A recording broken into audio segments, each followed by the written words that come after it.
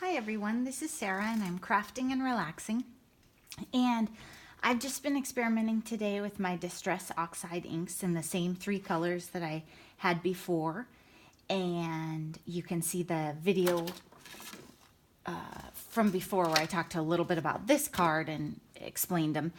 But today I've been just taking 2 or 3 colors and experimenting and trying to keep the colors a little less saturated so that I could combine them with printed papers so it wasn't so bright and shiny. Like this one has so much going on. So in this one, this is just white cardstock, and these were all white cardstock. I took the abandoned coral and edged it, and I think if I did that on an almond or cream colored cardstock, it would be gorgeous with this background, with this paper, because it has a cream colored background. I don't love it in the white, but I might still use it on a card. And then I have one where I put some water on it to see how that would turn out. And I have some where I used 2 colors, and one where I used 3, and like on this one I edged the whole thing in the peacock feathers and then brought in the spiced marmalade, even though it was edged that way. I thought that was fun. And then this one, abandoned coral comes from this way and spiced marmalade comes in this way. And I just wanted to show you the inks in action because we haven't done that. And also talk about, I realized that one thing that is very common in scrapbook pages and cards that I haven't introduced in these videos is edging the paper with your ink. So see how I have the different borders here with the colors? It's very common on scrapbook pages or on cards to ink the edges of your papers with all black or all brown. You don't have to necessarily use the color that coordinates, but I wondered what it would be like to do that with these. So I just wanted to take my brush here and try it out. And I don't know how well you'll be able to see it because I am just trying that technique. And then it just adds a little more interest if you layer things up and they have an inky edge instead of having the solid borders. It also helps tie a lot of different patterns or textures together because they all have the same edging. Then while I have this out, I'll show you the inks in action. I've never been a fan of blending or working that hard, essentially, at inks. So keep in mind that this is not talent you're seeing. This is purely the product. So the trick is come in from the edge. Don't come down on the paper right away or you will get that circle on your paper. So if you want it to look blended, bring those in. I'm going to ink kind of out there, and then I'm going to come the other way with the spiced marmalade, and I just pull the pad off, make sure I don't take off the Velcro, and switch them. You can buy more pads. They're very inexpensive, and they're also washable. And you don't need to have one pad per color, but you need to have one pad per color family. So you can't mix your yellow and your blue, obviously, or you're going to end up green. If I was doing a really fancy technique, I would probably tape this paper down. Like you saw, it just slipped a little. But that's because I've been messing around and my hands are covered in ink too. So there you go, and you can see, and I think I want a little more green up the middle. So I'm just going to go a little crazy in the middle and see what happens. And then, oh wait, I might want some more blue. So in the end, you can't even tell that it was a piece of white cardstock. I mean, it's just, you just have fun with it and you mess around, and then maybe I want a little more blue down, get some stripes going on. And that gives you an idea of how your finished product looks. I do have a crinkle in my paper, but we'll pretend that that was part of the look, right? We wanted it distressed. Sometimes you take your pink paper and crinkle it up.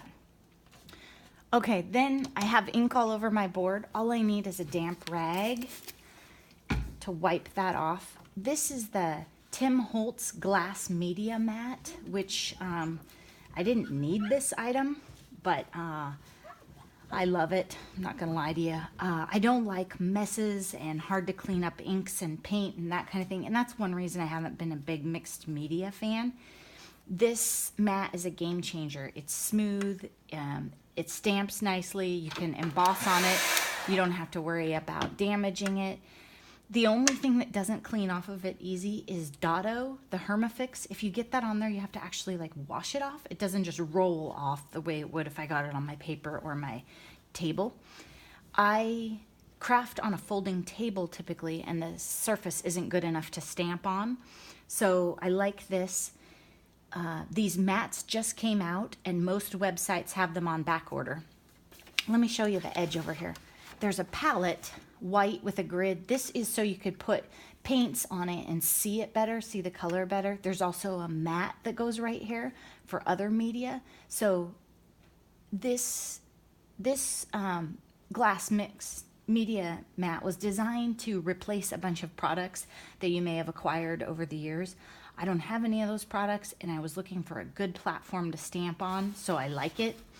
The white is blinding for the camera though because of the lamps, so I keep that right there.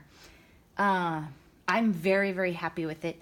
If you're in Oregon or Washington and you can get to a craft warehouse, then you can get one for probably $40 or maybe $33 on sale, and you'll be one of the lucky ones. If you order it online, you're probably back ordered for quite a while at this point. So anyway, just a fun thing that you don't need, but it does make blending much easier because in other methods, you would have a pad or another piece of paper here, and so when you drag it over, you're losing a bunch of your ink. On the glass, it just slides so smooth. So that's really nice. Just wanted to tell you about that. And I'm going to show you a mess up that I had. I'm going to let you in on a secret because I think there's a lot of beginners, and it must be overwhelming for you when you go to a craft store or a specialty store and you walk down the aisles. So one of the techniques that I'm really excited to try with Distress Oxides is where you do an ink like paper like this, and then you take a stencil, you put water on the stencil and you lay it over here. You let it rest and then you peel it off, and it leaves the pattern of the stencil on your paper. So not only do you have whatever blending technique you did, but then you have your stencil layer. So I bought, it was on clearance, not a big, I think it was $2.50 in the end, or yeah, stamps and adhesive stencils. So it had stamps, I didn't think much of it. I didn't note the word adhesive. These days there are a lot of stencil products out there, so be careful, read the package. If it's not stapled and you can get into it, which I couldn't on these, I learned from, take a peek. This one, what they meant was one side of it is sticky. So when I got it wet and tried to put it down, then it stuck to me instead of resting on the piece of paper like when Tim Holtz did it. He is the one that makes the inks. So, I mean, he has some mad skills, let me tell you. So anyway, that was funny because I should have known better. So just read your packages carefully. And if there's any doubt, you should probably just look on Google or something while you're in the store, because I didn't understand what an adhesive stencil was. There's also a lot of paper stencils right now, so check the packages and the pricing in the store before you buy, because if you want to do mixed media and get paint all over, or if you want to do something like this, you wouldn't want an adhesive involved in your projects. So you need things to move freely and be easy clean and stuff. So anyway, just a funny shopping oops that I had. And so far I just have the 3 Distress Oxides, but I think we all know I'm going to have to get a blue one. I can't go without a pretty blue one. And there are some gorgeous colors. So I think that's everything I wanted to show you and talk to you about. Be sure that you're taking time to do something fun and get some crafts or creativity in your life.